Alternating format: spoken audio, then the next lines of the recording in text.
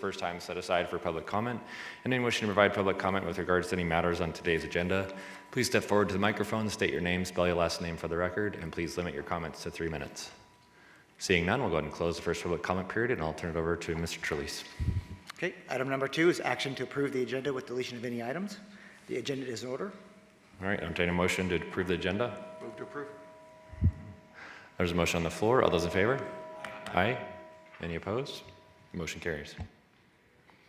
Item number 3 is action to approve the minutes of the August 14th, 2025 meeting. The minutes are included in the backup. All right, I'll entertain a motion to approve the minutes. All right, there's a motion on the floor. All those in favor? Aye. Aye. Any opposed? Motion carries. Item number 4 is to discuss the general manager's monthly report.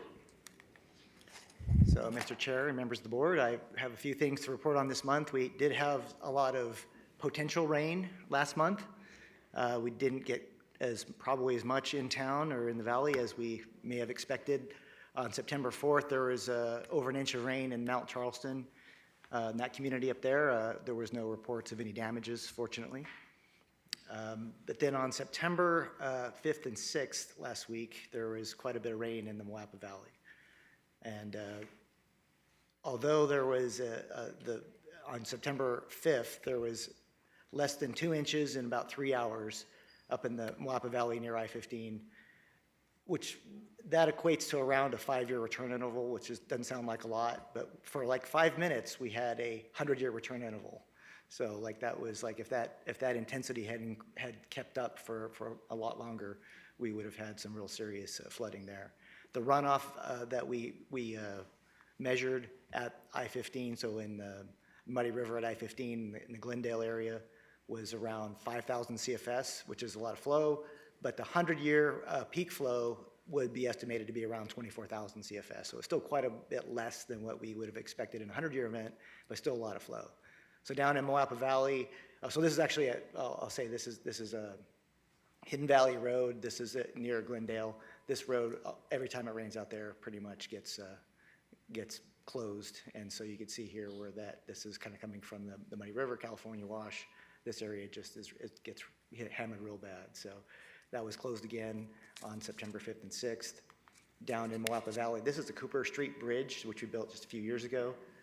Quite a bit of water was in there. Our hydrologist came down and took some pictures of this.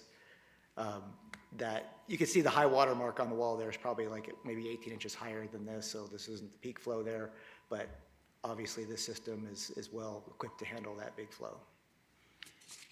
And then just down by Lewis Avenue, this is at the south end of the Moapa Valley, we have, this is actually Moapa Valley Boulevard did get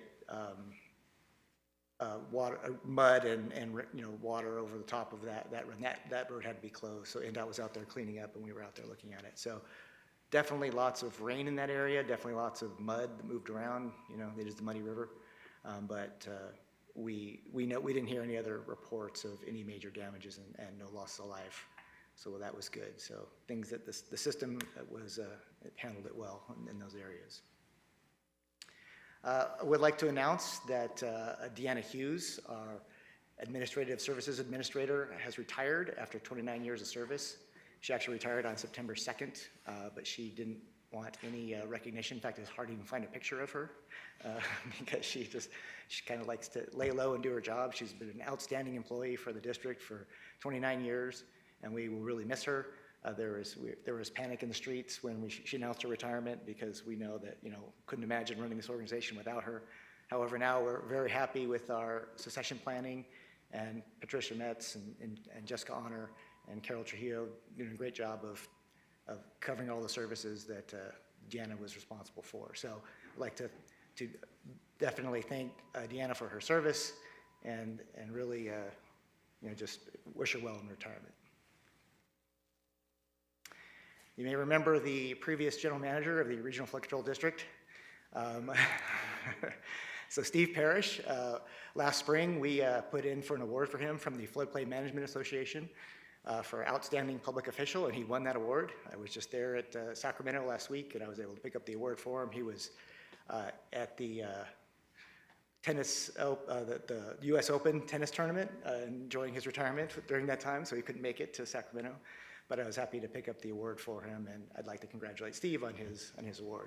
As exciting as the Floodplain Management Association meeting sounds, I appreciate that he did go to the U.S. Open. Right. And I'd like to announce another award that the district has won. This is the City County Communications and Marketing Association. There's three CMA award, Savvy Awards. This is a national award that over 1,200 entries into this thing. It was amazing. There was the category of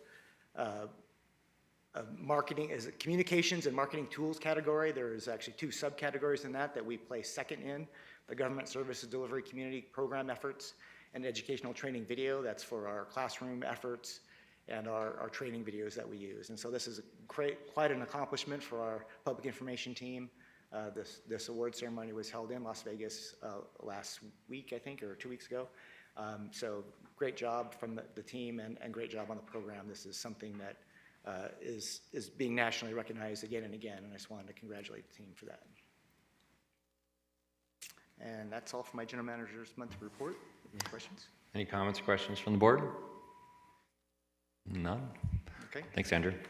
Okay, we'll move on to item number 5, which is action to accept the Government Finance Officers Association Distinguished Budget Presentation Award, fiscal year 2025-2026. I'd like to read a little bit about what this award is all about. This award represents a significant achievement by the district and reflects the district's commitment to meeting the highest principles of government budgeting.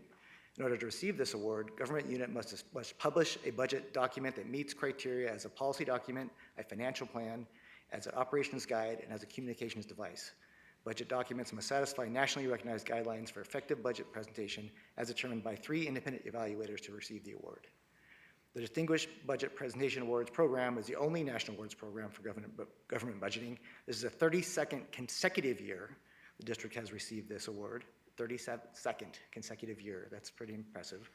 And staff members played a significant role in producing this budget document and should be congratulated for their success. They include Jessica Honor, Deanna Hughes, and Carol Trujillo. I'd also like to point out that they received a special recognition for the capital budget program budget, which is meaning that all of the award people that rated in that category were the highest possible rating. So that's something that I don't think we've ever received before. So even better this year than usual. And just this award is something that we're very proud of here. And thank you very much, Jessica. And would you like to say anything to the board this time?